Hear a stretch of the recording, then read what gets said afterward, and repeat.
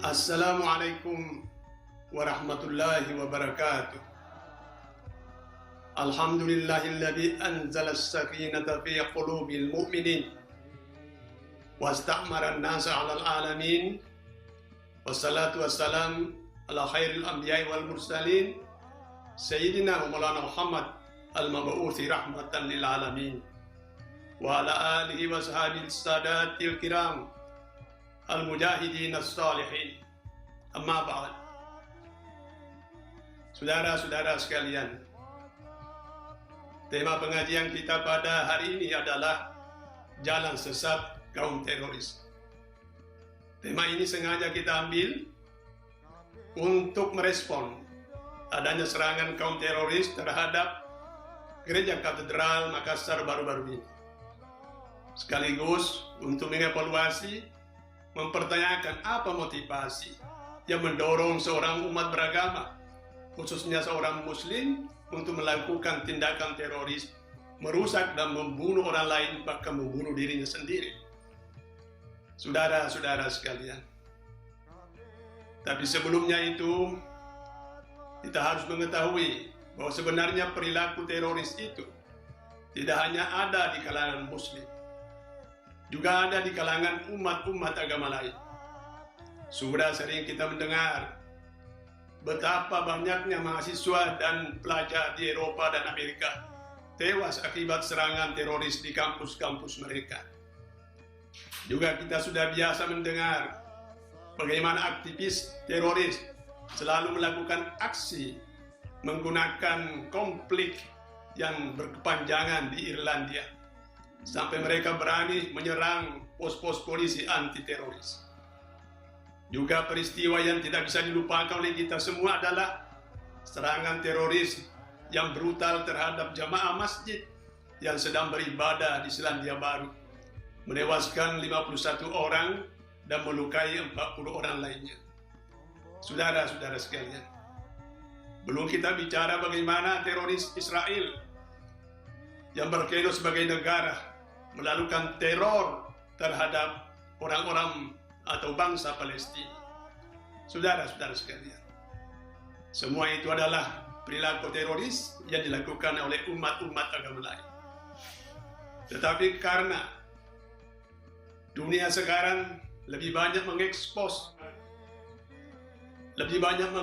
ke permukaan tindakan-tindakan teroris yang dilakukan oleh pelakunya umat Islam, maka biarlah kita terima sebagai kenyataan.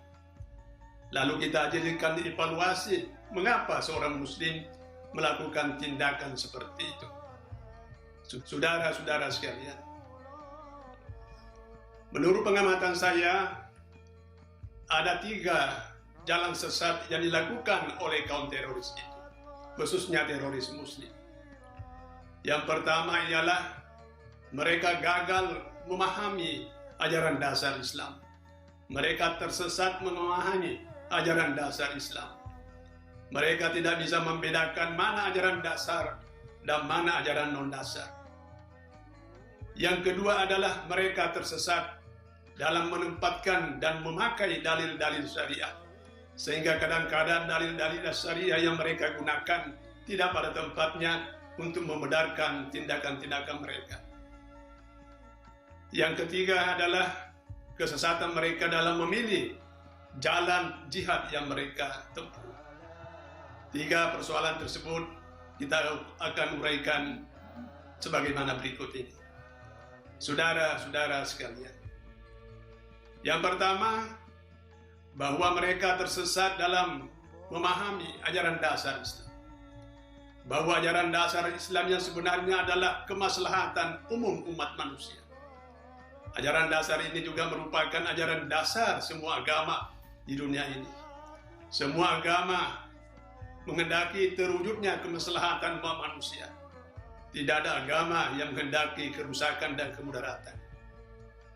Kemaslahatan umat manusia itu ditandai dengan adanya perdamaian dan kedamaian, adanya kegotong royongan, adanya kehidupan bersama, adanya solidaritas, adanya saling membela dan melindungi saudara-saudara. Dan oleh karena itu, agama Islam sangat mementingkan damai dan perdamaian. Kalau suatu saat ada kelompok tertentu yang ingin mengacau perdamaian itu, maka agama Islam membolehkan untuk melawan para pengacau perdamaian itu. Agama Islam membolehkan memerangi orang-orang yang sengaja mengacau perdamaian dan merusak kedamaian umat manusia. Dengan kata lain, dalam Islam pun dibolehkan perang. Tapi perang di sini bukanlah ajaran dasar. Perang hanyalah berlaku sementara. Dan pada saat para pelaku pengacau perdamaian itu sudah dapat dilumpuhkan, maka semuanya kembali ke ajaran dasar, yaitu kedamaian dan perdamaian. Ajaran dasar inilah yang harus ditegakkan terus-menerus, kapan dan di mana saja. Sementara kaum teroris justru menjadikan perang itu adalah ajaran dasar. Karena mereka menjadikan perang sebagai ajaran dasar, maka menurut mereka kapan dan di mana saja. Kalau masih ada orang yang kafir menurut mereka, maka perang harus diteruskan terus-menerus tanpa akhir. Itulah ajaran dasar kaum teroris menurut pemahaman mereka. Dan disitulah letak kesesatan mereka. Saudara-saudara sekalian, untuk melakukan pembenaran terhadap ajaran dasar yang mereka pahami itu, maka mereka pula keliru dan sesat dalam menggunakan dalil-dalil syariat. Mereka menggunakan salah satu hadis yang mengatakan, "Umirtu an uqatilan nasa hatta yashhadu an la ilaha illallah wa anna Muhammadar Rasulullah." Aku diperintahkan untuk memerangi umat manusia sampai mereka bersahadat bahwa tiada Tuhan kecuali Allah Subhanahu wa taala dan Muhammad adalah rasulnya. Inilah dalil yang mereka selalu gunakan. Dan disitulah letak kekeliruan mereka. Mengapa mereka keliru memakai hadis itu? Karena hadis itu adalah hadis yang kalimatnya bersifat umum. Kalimatnya multitafsir. Siapa yang harus diperangi dan siapa yang harus tidak diperangi, itu tidak dijelaskan dalam hadis itu. Pengertiannya terlalu umum, saudara-saudara. Padahal hadis itu berfungsi untuk menjelaskan kandungan Al-Quran, untuk memerinci dan menegaskan kandungan Al-Quran, bukan memberikan pengertian-pengertian umum global yang multitafsir. Memang di dalam Al-Quran ada juga perintah untuk berperang. Dalam surah Al-Baqarah disebutkan, "Waqatilu fi sabilillahi alladziina yuqatilunakum wa la ta'tadu innallaha la yuhibbul mu'tadin." Perangilah di jalan Allah orang-orang yang memerangimu, dan janganlah kamu melampaui batas. Innallaha la yuhibbul mu'tadin. Sesungguhnya Allah Subhanahu wa taala tidak menyukai orang-orang yang melampaui batas.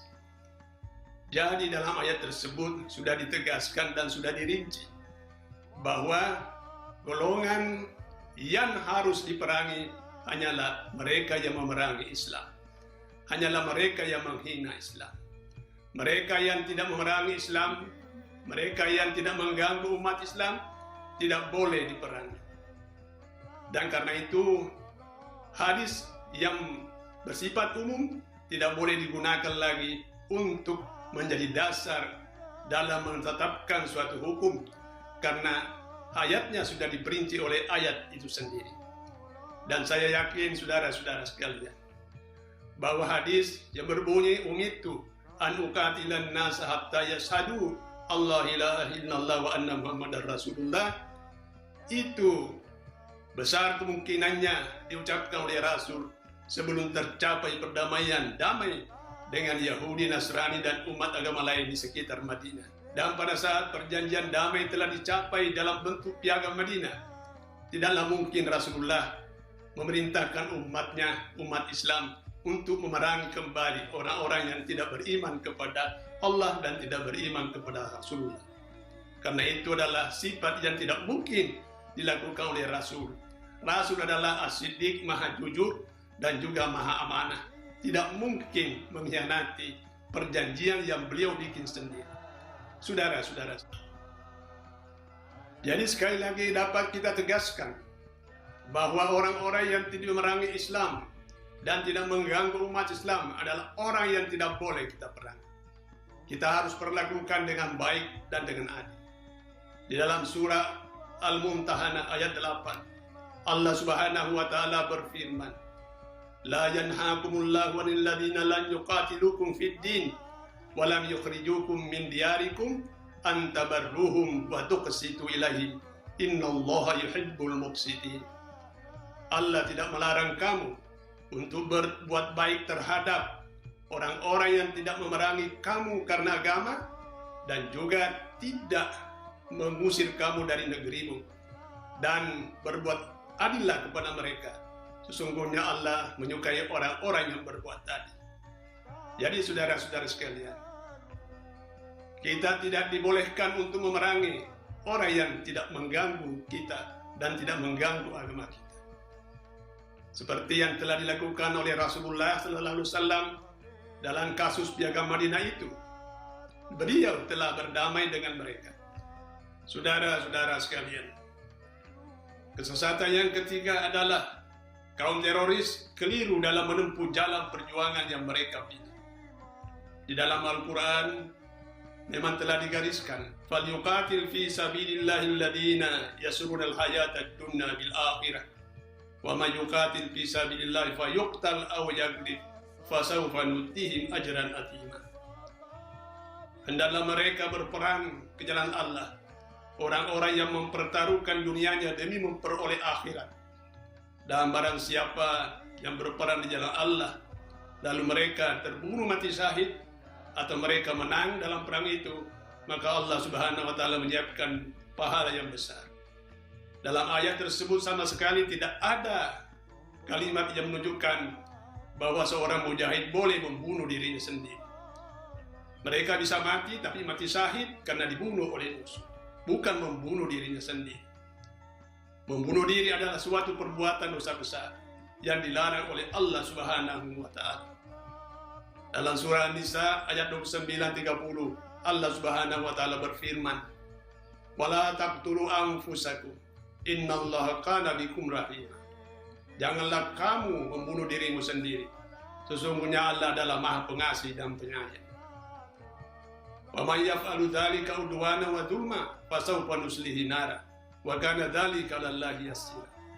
Dan barang siapa membunuh dirinya dengan melampaui batas dan berbuat zalim, maka mereka akan dimasukkan oleh Allah dalam neraka, dan itu adalah maha mudah bagi Allah Subhanahu wa taala. Saudara-saudara sekalian, jadi tiada jalan sama sekali untuk membenarkan perilaku teroris itu yang bunuh diri atau melakukan bom bunuh diri dengan menggunakan dalil-dalil syariat manapun. Tidak ada sama sekali sepotong ayat yang membolehkan bunuh diri, termasuk bunuh diri dalam peperangan. Itulah jalan kekeliruan yang mereka tempuh sebagai kesesatan yang ketiga, yang menurut saya sesuai dengan pengamatan yang saya telah lakukan. Saudara-saudara sekalian, saya kira demikian. Terima kasih. Billahi taufiq wal hidayah. Wassalamualaikum warahmatullahi wabarakatuh.